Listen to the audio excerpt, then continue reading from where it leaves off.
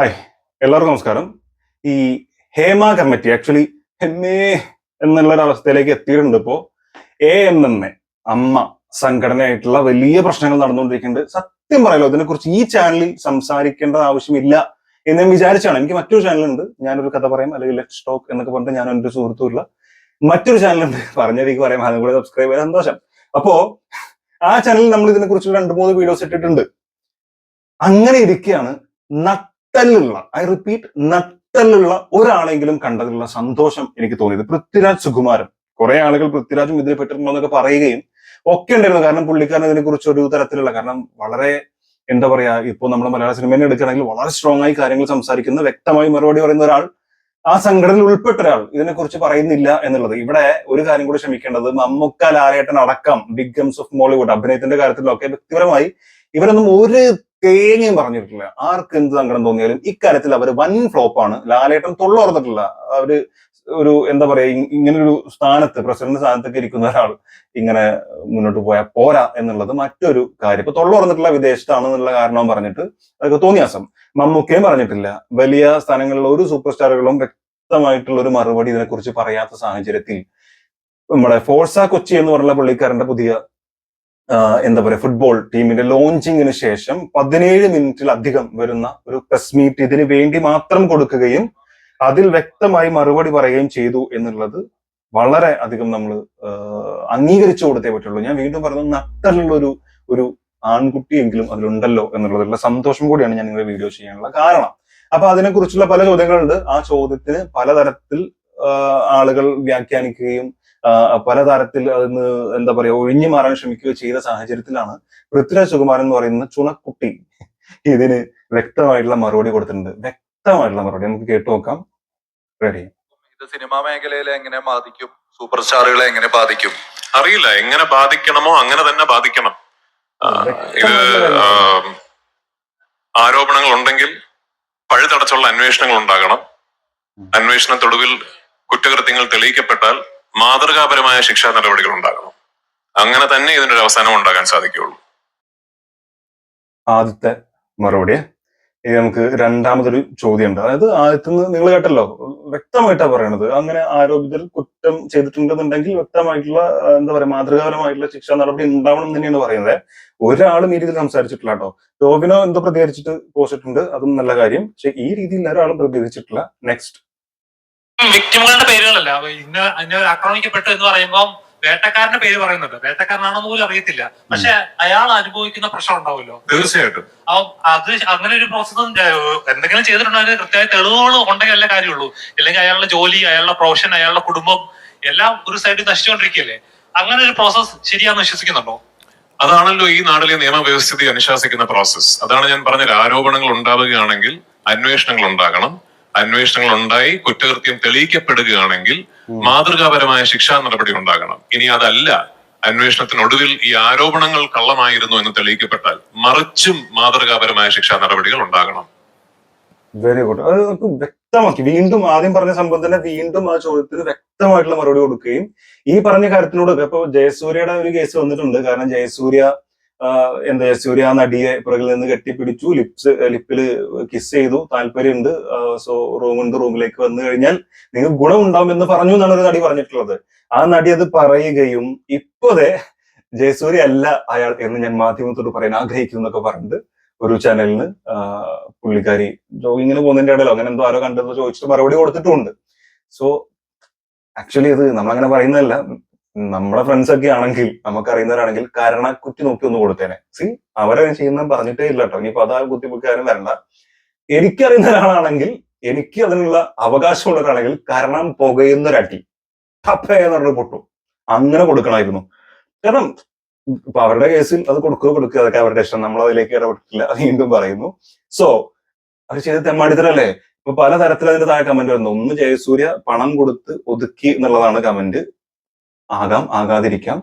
ഇനിയിപ്പോ പണം കൊടുത്ത് ഒതുക്കിയാലും ഇല്ലെങ്കിലും അവര് ആദ്യം ഇങ്ങനൊരു ആരോപണം പറയുകയും വലിയ രീതിയിൽ അത് ചർച്ചയാവുകയും പിന്നെ പണം മേടിച്ചിട്ടാണെങ്കിലും, ഇനി അതല്ല ഇവര് കള്ളം പറഞ്ഞതാണെങ്കിലും, ഇവരത് പിന്മാറിയിട്ടുണ്ടെങ്കിൽ അതിനെതിരെ ശിക്ഷാ നടപടി ഉണ്ടാവണമെന്നേ. അതൊന്നും നമ്മളെ ഗവൺമെന്റോ ഒരു മാമന്മാരും അതിന് തയ്യാറായിട്ടില്ല. അതിലേക്ക് പോവാണെങ്കിൽ കുറെ പറയാം. നമ്മൾ എന്തായാലും ഇതാണ് ഇവിടെ ചെയ്യാൻ ഉദ്ദേശിക്കുന്നത്, ഈ ഒരു വീഡിയോനെ കുറിച്ചാണ് പറയാൻ ഉദ്ദേശിക്കുന്നത്. അതാണ് ഈ ഹേമ കമ്മിറ്റി തൊടാത്തത്. ഈ പറഞ്ഞ കുറെ പറയാനുണ്ടാവും.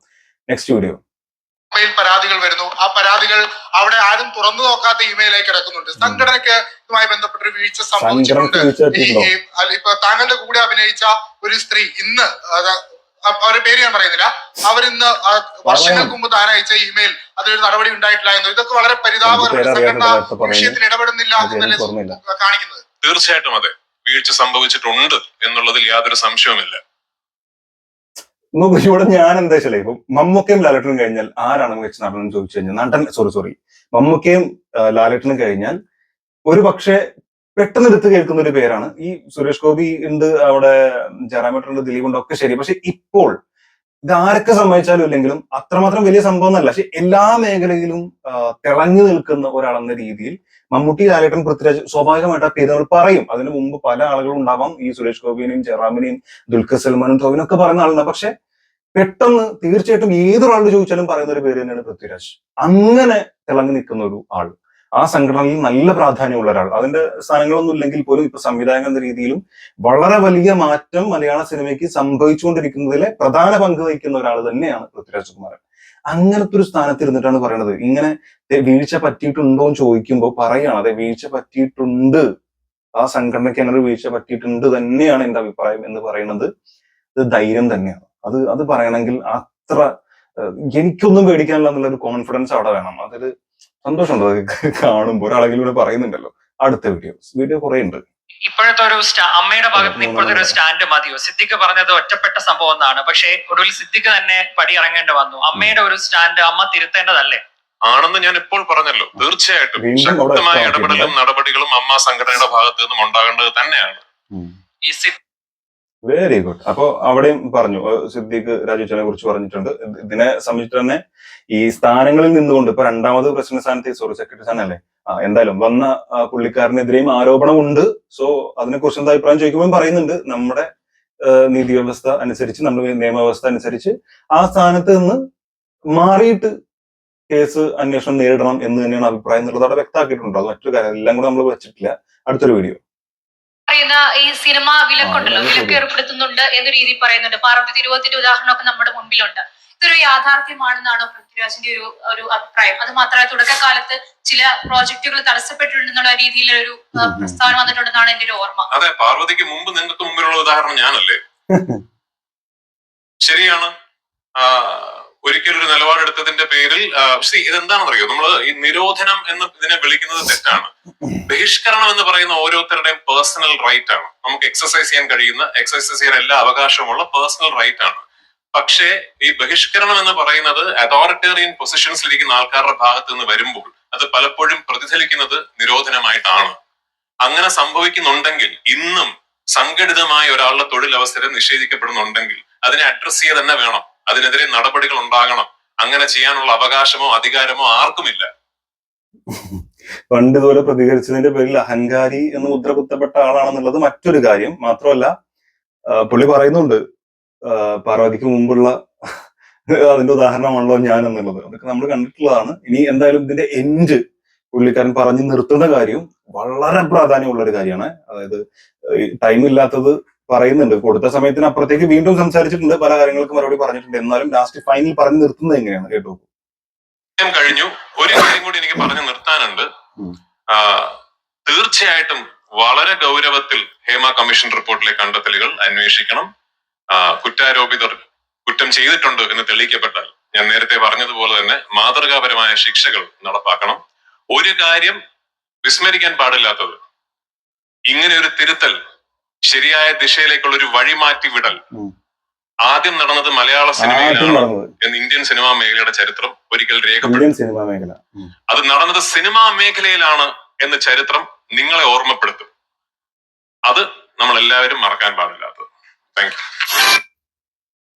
ഇതാണ് ലാസ്റ്റ് പറഞ്ഞിട്ടുള്ളത്. ഇതിൽ കുറെ സംഭവം നമ്മൾ ശരിക്കും ആലോചിക്കാനുണ്ട്. ഒന്ന്, പൃഥ്വിരാജ് എന്ന് പറയുന്ന ആൾ ഈ ഇലുമിനാറ്റി മറ്റു കുറച്ചൊക്കെ പല ആളുകളും പറയെങ്കിലും മുൻകൂട്ടി പല കാര്യങ്ങളും കണ്ട് സംസാരിക്കുന്ന ആ ഒരു കാഴ്ചപ്പാടുള്ള വ്യക്തിയാണെന്നുള്ളത് നമുക്ക് എല്ലാവർക്കും അറിയാം. ആ ഒരു കാഴ്ചപ്പാടിൽ നിന്ന് തന്നെ വന്നിട്ടുള്ള ഒരു മറുപടിയാണെന്നാണ് ഞാൻ വിശ്വസിക്കുന്നത്. അതായത് ലാസ്റ്റ് പറഞ്ഞതിൽ രണ്ട് കാര്യം നമ്മൾ ശ്രദ്ധിക്കണം. ഒന്ന്, ഇങ്ങനെ ഒരു ദിശ മാറ്റിവിടൽ അല്ലെങ്കിൽ ഇത്തരത്തിലുള്ള ഒരു നല്ല ഒരു തീരുമാനം സംഭവിക്കുന്നത് മലയാള സിനിമയിൽ, ആദ്യം മലയാള സിനിമയിൽ ആണ് എന്ന് ഇന്ത്യൻ സിനിമാ ലോകം അടയാളപ്പെടുത്തും എന്നുള്ളത്. അതായത് മലയാള സിനിമയിൽ മാത്രമല്ല, മറ്റെല്ലാ സ്ഥലത്തും ഈ ഒരു സംഭവം നടക്കുന്നുണ്ട്. അതിന് തുടക്കം കുറിച്ചത് മലയാള സിനിമയാണെന്നുള്ളത് എന്ത് ചെയ്യും, ഇന്ത്യൻ സിനിമാ ലോകം അടയാളപ്പെടുത്തും. സോ ആദ്യം മലയാള സിനിമയിലാണ് ഇങ്ങനെ സംഭവിച്ചിട്ടുള്ളത്. അതിനുശേഷമാണ് മറ്റുള്ള പല, ഇപ്പൊ ബോളിവുഡിലടക്കം ഇതൊക്കെ എത്രയോ നമ്മൾ കേൾക്കുന്നുണ്ട്, പല ഗോസിപ്സുകളായിട്ടും പല സംഭവങ്ങളായിട്ടും. സിനിമാ മേഖലയിൽ തന്നെ, ലോക സിനിമാ മേഖലയിൽ തന്നെ, ഒരു പക്ഷെ ഹോളിവുഡിലുണ്ടോന്ന് എനിക്ക് അറിയില്ല, അവിടെ അതിന് സാധ്യതയില്ല. ഇത്തരത്തിലുള്ള ഈ കാമഭ്രാന്തൊന്നും അവിടെ നടക്കുന്ന എനിക്ക് തോന്നുന്നില്ല. കാരണം അവിടെ ആ ഒരു ഫ്രീഡം ഉണ്ട്, അതുകൊണ്ട് തന്നെ ഇത് ഉണ്ടാവും ഞാൻ വിശ്വസിക്കുന്നില്ല. ഇവിടെ ഇന്ത്യൻ സിനിമയിൽ തീർച്ചയായിട്ടും അതില്ല എന്നുള്ളത് നമുക്ക് എല്ലാവർക്കും അറിയുന്ന കാര്യമാണ്. അപ്പോൾ അതൊരു കാര്യം. രണ്ട്, ഇങ്ങനെ ഒരു സംഭവം നടന്നത് സിനിമാ മേഖലയിലാണെന്നുള്ളത്. അപ്പൊ സിനിമാ മേഖലയിൽ മാത്രമല്ല, മറ്റെല്ലാ മേഖലയിലും ഇതുണ്ട്. ഇപ്പൊ ഒരു സംഭവം കിട്ടിയപ്പോൾ സിനിമക്കാർ അങ്ങനെയെന്ന് പറഞ്ഞാൽ എല്ലാം കൂടെ കയറി വരാം. സിനിമയിൽ മാത്രമേ ഉള്ളൂ, എല്ലാ മേഖലയിലും ഇതുണ്ട്. അത് ഏതെടുത്താലും, അത് ടീച്ചിങ് ആവട്ടെ, അതല്ലാതെ മറ്റ് ബിസിനസ് മേഖലയാവട്ടെ, എല്ലാ മേഖലയിലും ഇത്തരത്തിലുള്ള ഉണ്ണാക്കന്മാരുണ്ട്, അല്ലെങ്കിൽ ഇത്തരത്തിലുള്ള തെമ്മാടികളുണ്ട് എന്നുള്ളത് നമുക്ക് എല്ലാവർക്കും അറിയുന്നതാണ്. ഇനി അതിന് നിന്നു കൊടുക്കുന്ന ആളുകളുണ്ട്, അങ്ങനെയും വേണം പറയാ. എന്നിട്ട് ഒരു അവസരം കിട്ടുമ്പോഴേക്ക് എവിടെയില്ലാത്ത കുറെ ആളുകൾ, നമ്മൾ കണ്ട് ഒരു പരിചയമില്ലാത്ത കുറെ ആളുകൾ എവിടുന്നൊക്കെയോ വന്നിട്ട് പെട്ടെന്ന് കുറെ ആരോപണങ്ങളായിട്ട് വരുന്ന സംഭവമുണ്ട്. അത്തരത്തിലുള്ള ആരോപണങ്ങൾ ശരിയല്ലെങ്കിൽ, അങ്ങനത്തെ സാഹചര്യത്തിൽ അവർക്ക് പറയാൻ പറ്റാത്തതായിരിക്കും, ഇന്ന് ധൈര്യം കിട്ടിയാൽ പറഞ്ഞായിരിക്കും. ഐ അപ്രീഷിയേറ്റ് ദാറ്റ്, നമ്മളെല്ലാവരും അത് അപ്രീഷിയേറ്റ് ചെയ്യുന്നുണ്ട്. പക്ഷെ അത് ശരിയല്ലെങ്കിൽ, വെറും ഫെയിമിന് വേണ്ടിയിട്ടോ അല്ലെങ്കിൽ ഒരാളെ കരിവാരി തേൽക്കാനോ അല്ലെങ്കിൽ പണത്തിന് വേണ്ടിയിട്ടോ ആണ് അത് ചെയ്തതെന്നുണ്ടെങ്കിൽ, ഇപ്പൊ ജയസൂര്യയുടെ കേസിൽ വന്ന പോലെ അത്തരത്തിൽ പറഞ്ഞ ആളുകൾക്ക് എതിരെ നടപടി ഉണ്ടാവണം. അതിന് ഗവൺമെന്റ് തയ്യാറാവണം. അതിന് അവർക്കെതിരെ സംസാരിക്കാൻ നമ്മളും തയ്യാറാവണം എന്നുള്ളതാണ് എന്റെ ഒരു അഭിപ്രായം. എന്തായാലും ഹാറ്റ്സ് ഓഫ് ടു പൃഥ്വിരാജ്. ഇത്തരത്തിൽ വളരെ ബോൾഡായി നട്ടലുള്ള ഒരാളെ പോലെ ധൈര്യമായി സംസാരിച്ചത് കൊണ്ട് മാത്രമാണ് ഈ ഹെമ്മേ എന്നുള്ളൊരു അവസ്ഥ ഞാൻ ഇവിടെ എടുത്തിട്ടുള്ളത്. അല്ലെങ്കിൽ എടുത്തിട്ടില്ലായിരുന്നു. ഞാൻ ഈ ഹെമ്മേ കിട്ടിയത് വേറെ ഒന്നുമല്ല, ഈ ഗം എന്ന് പറഞ്ഞ ഏഷ്യാനെറ്റുള്ള പ്രോഗ്രാമിൽ ഉണ്ടായിരുന്നത് ഹെമ്മേ എന്ന് എഴുതിയിട്ട് എന്ത് രസമായിട്ടാണ് അവരത് അവതരിപ്പിച്ചതെന്നാണ്. വളരെ നന്നായിട്ട് അവതരിപ്പിച്ചിട്ടുണ്ട്. സോ അത് ശേഷം ഇപ്പോൾ അമ്മ എന്നുള്ളത് ഓർമ്മ കിട്ടുകയില്ല, ഹേമയും അമ്മയും കൂടെ കൂടി ഹെമ്മേ എന്ന് മാത്രമേ ഓർമ്മ കിട്ടുള്ളൂ. അതുകൊണ്ടാണ് പറഞ്ഞത്. എന്തായാലും നിങ്ങളുടെ അഭിപ്രായങ്ങളൊക്കെ നിങ്ങൾക്ക് എന്തെങ്കിലും പറയാനുണ്ടെങ്കിൽ തീർച്ചയായിട്ടും കമന്റിൽ രേഖപ്പെടുത്തുക.